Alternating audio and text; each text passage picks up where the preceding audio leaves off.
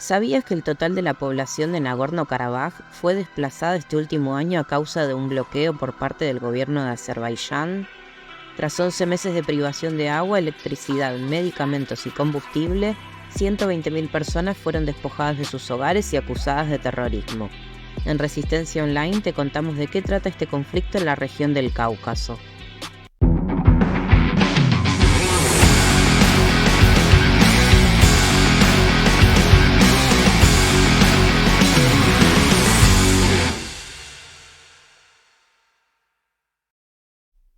La autoproclamada República de Artsaj, también conocida como Nagorno-Karabaj, ha sido escenario de un conflicto étnico y territorial con Azerbaiyán durante décadas. A lo largo de la historia fue habitada principalmente por armenios, pero también ha estado bajo la influencia y el control del Imperio Persa y el Imperio Ruso. En 1917, con el derrocamiento del zarismo y el triunfo de la revolución, se formaron 3 estados nacionales de Transcaucasia: Armenia, Azerbaiyán y Georgia. Para 1921, Nagorno-Karabaj fue incorporada a la República Socialista Soviética de Azerbaiyán por decisión del Soviet, pero esto no fue tomado con buena voluntad por la población que habitaba la región. Basándose en el artículo 17 de la Constitución de la Unión Soviética, Artsaj quiso declarar su autonomía a partir de 1988. Este artículo valía tanto para repúblicas como para óblast. La disputa territorial y el agravante de las diferencias étnicas por encontrarse en Nagorno-Karabaj una mayoría armenia desencadenó un proceso que no fue ni prolijo ni lineal. A partir de este año y hasta 1994 en la región se disputó una guerra. En el medio y tras la caída de la URSS en 1991 se celebró un referéndum en el cual la población votó a favor de su independencia. Esta declaración de independencia fue seguida de una escala con el conflicto armado entre las fuerzas armenias y azerbaiyanas. Cerca de 20.000 personas murieron y cientos de miles fueron desplazadas. La guerra concluyó en el 94 con un alto al fuego mediado por Rusia. Porque Azerbaiyán empieza a dar la disputa bélica, Sí. y después decide no resolverlo en la mesa de negociaciones. ¿Cuál es el problema con el resto de los países? Uno, si quiere, puede incluir a Armenia en esto. Hoy con el diario del lunes es más fácil que... hay, yo creo que 3 puntos que son centrales. El primero es aceptar la exclusión, el alto al fuego de 1994, lo firman Armenia, Artsaj y Azerbaiyán. Armenia no tiene pretensiones territoriales sobre Azerbaiyán, actúa como garante de la seguridad de los artsajíes.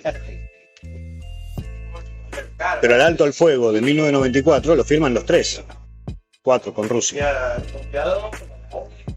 Eso por un lado. Armenia acepta, creo que en el 97-98, hay que chequearlo eso, acepta que se retire Artsaj de las negociaciones y negocia Armenia en nombre de Artsaj.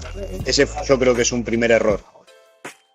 Un segundo error es no haber leído la situación después de 2001, y lo que ocurrió de 2018 en adelante fue una destrucción absoluta de la arquitectura de seguridad de Armenia y de Artsaj en términos geopolíticos.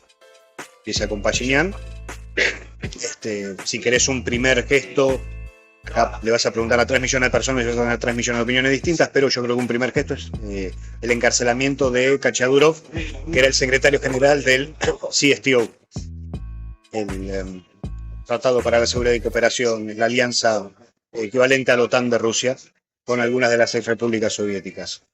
De ahí en más, es eso, es dar por tierra todo lo que se había negociado hasta entonces, cambiar la retórica, la que se referían generalmente los presidentes de Armenia y Artsaj. Bueno, y después de la guerra de 2020, todo lo que hizo para terminar de desembarazarse del problema de lo que él considera. La disparidad de fuerzas entre ambos países, Azerbaiyán de 86.000 kilómetros cuadrados y casi 10 millones de habitantes y con aliados poderosos, contra Artsaj de 4.400 kilómetros cuadrados y 120.000 personas con escasos apoyos, provocó un resultado nefasto para su población, sobre todo porque la primera se convirtió en una potencia exportadora de petróleo y de gas que le permitió equiparse con armamento moderno. El conflicto se reinició el 20 de septiembre de 2020 con un aumento significativo de hostilidades en la región disputada de Nagorno-Karabaj. Ambas partes se acusaron mutuamente de iniciar hostilidades. A diferencia de conflictos anteriores, el de 2020 vio un aumento notable en el involucramiento de Turquía en apoyo a Azerbaiyán. Proporcionaron respaldo político y militar, incluyendo el envío de mercenarios y la participación de sus fuerzas armadas. Incluso, Erdogan, presidente turco, vinculó la situación actual con el genocidio armenio de 1915, cuando declaró: «Terminaremos lo que comenzaron nuestros abuelos». Este conflicto es considerado un genocidio y una limpieza étnica sobre una república que no proclamó su autonomía de un Estado conformado postsoviético, sino que lo hizo mientras la URSS aún se disolvía. Por ende, no se lo considera un territorio separatista, sino uno con estatus jurídico especial. Porque para ser una república separatista significa que formaste parte de algo de lo que te está separando. ¿Sí? Claro. Si vos nunca formaste parte de algo, no podés separarte de ese algo. Karabaj, incluso en el 91, la administración de... 21 fue, no, antes. 90. Antes de que termine de disolverse la URSS, la administración del Oblast pasa a manos de Moscú. Lo central acá es que Artsaj nunca fue parte de un Estado soberano de Azerbaiyán. Artsaj se independiza de la Unión de Repúblicas Socialistas Soviéticas, no de la República de Azerbaiyán. Esa es la diferencia. Por eso, desde el punto de vista legal, para ponértelo en términos más claros, Azerbaiyán habla de Armenia y de pretensiones territoriales armenias y de separatistas, porque si lleva la discusión al plano del derecho internacional, no le asiste la razón. Por eso necesita hablar de irredentismo, de expansionismo, de pretensiones territoriales sobre su territorio. Desde diciembre de 2022, el gobierno de Azerbaiyán ordenó el bloqueo del corredor de Lachin, que es por donde ingresa el suministro de alimentos y otros insumos a Nagorno-Karabaj, con la excusa de la presencia de armas terroristas que amenazaban la seguridad de la frontera azerbaiyana.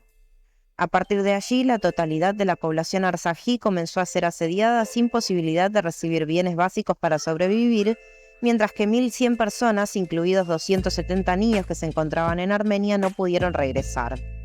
El 22 de febrero, la Corte Internacional de Justicia, el principal órgano judicial de Naciones Unidas, determinó que Azerbaiyán debía levantar el bloqueo, pero esto no fue cumplido. Luis Moreno Campo, primer fiscal en jefe de la Corte Penal Internacional, redactó un documento que define esta situación como una limpieza étnica y un genocidio.